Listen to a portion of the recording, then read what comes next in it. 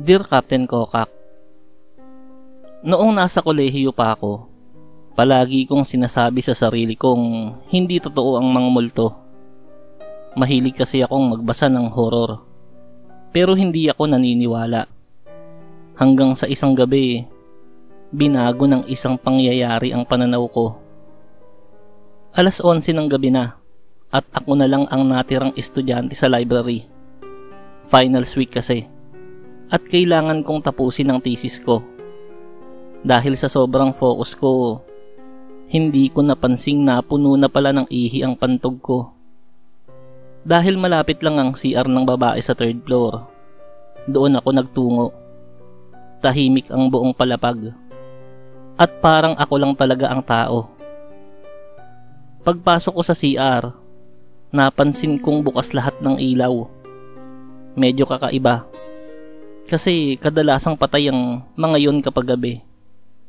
Pumasok ako sa pinakadulong cubicle. Habang nakaupo ako, bigla akong nakarinig ng hikbi. Mababa, mahina, pero malinaw. Tumigil ako sa ginagawa ko. Tinignan ko ang ilalim ng divider ng cubicle. Wala akong nakita, pero tuloy-tuloy ang iyak. Nang matapos ako, pumunta ako sa lababo. Doon ko siya nakita. Sa salamin, isang babae, putlang-putla, duguan ang parte ng bestida niya, sa bandang dibdib, at basang-basa ang buhok. Parang gusto niyang magsalita, pero wala akong narinig. Nang lingunin ko ang likod ko, wala namang tao.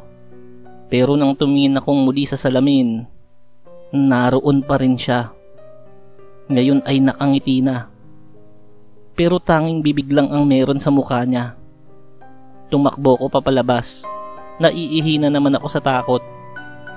Kinabukasan, nalaman ko sa isang janitress na may estudyanteng nabuntis ang nagpakamatay sa CR na yon. Wala raw nakakita sa kanya habang unti-unti siyang nawawalan ng buhay, maliban sa salamin.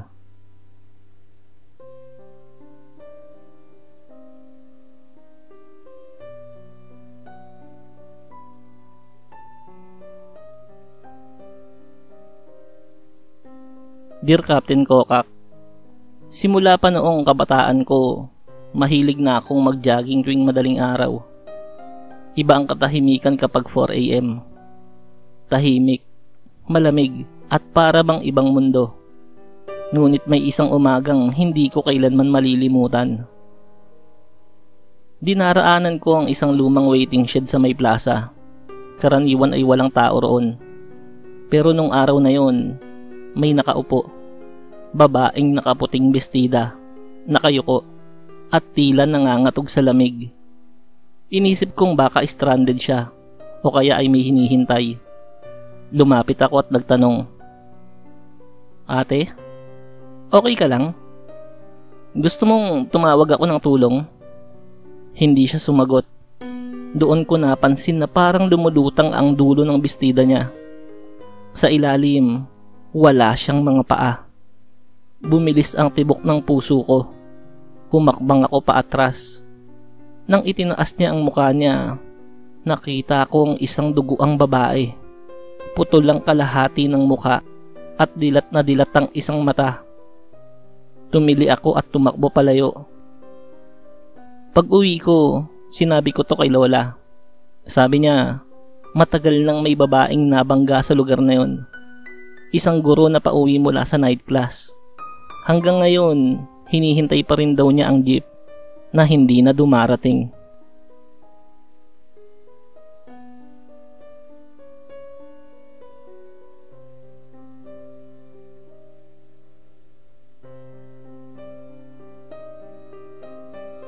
Dear Captain Kokak, ako po ay isang security guard sa isang lumang building sa Makati.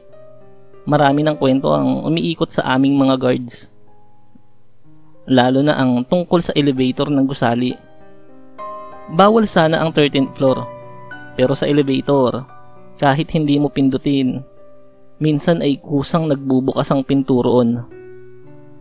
Isang gabi, habang nagro-ronda ako bandang 2 AM, may nakita ako sa CCTV.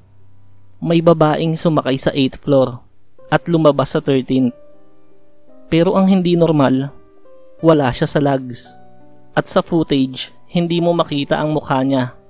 Itim lang, walang features. Sumakay ako agad sa elevator. Sinundan ko siya. Pagbukas ng pinto sa 13th floor, naglalakad siya papakanan. Sumigaw ako ng, "Miss, bawal po dyan." Pero hindi siya lumingon. Nang baybayin ko ang koridor, unti-unti na siyang naglaho. Nagsaliksik ako. Ayon sa matandang janitor, dati raw ay call center ang 13th floor na yun. Isang babae raw ang nag-suicide sa comfort room dahil hindi makayanan ng pressure. Simula noon, sinarado na ang buong palapag. Pero sa tuwing may bagong guard, nagpapakita raw siya. Parang sinusubukan kung may makakakita. At ako, isa na sa mga yon.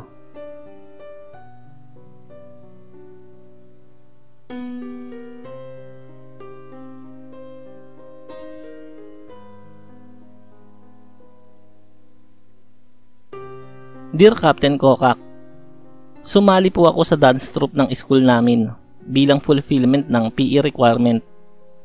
Isa sa kasama ko ay si Trish. Magaling, pero nuknuka ng yabang. Lahat ng sayaw, gusto niyang siya ang bida. Tuwing gabi kami nag-iensayo. Madalas ay kami na lang ang nasa auditorium. Isang gabi, habang ginagawa ang routine, biglang tumigil si Trish at nanlaki ang mga mata niya. Bigla siyang nagsisisigaw. Sino yun? Sino ba yun? Tumingin kami kung saan siya nakaturo. Sa likod ng entablado. Wala naman kaming nakita. Nagtatakbo siya palabas at hindi na bumalik. Kinabukasan, umiiyak siyang nagkwento. Habang sumasayaw daw siya, may babaeng nakaputi na ginagaya ang bawat galaw niya. Pero mas mabilis, mas maganda, mas eksakto.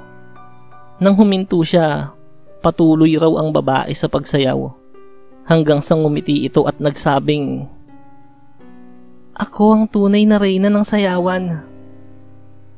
Ang sabi ng matandang staff ng auditorium, dati raw ay may babaeng dancer na naaksidente sa entablado at namatay noong mismong araw ng kompetisyon. Bigo siya sa pangarap, kaya hanggang ngayon, nagpapakitang gilas pa rin.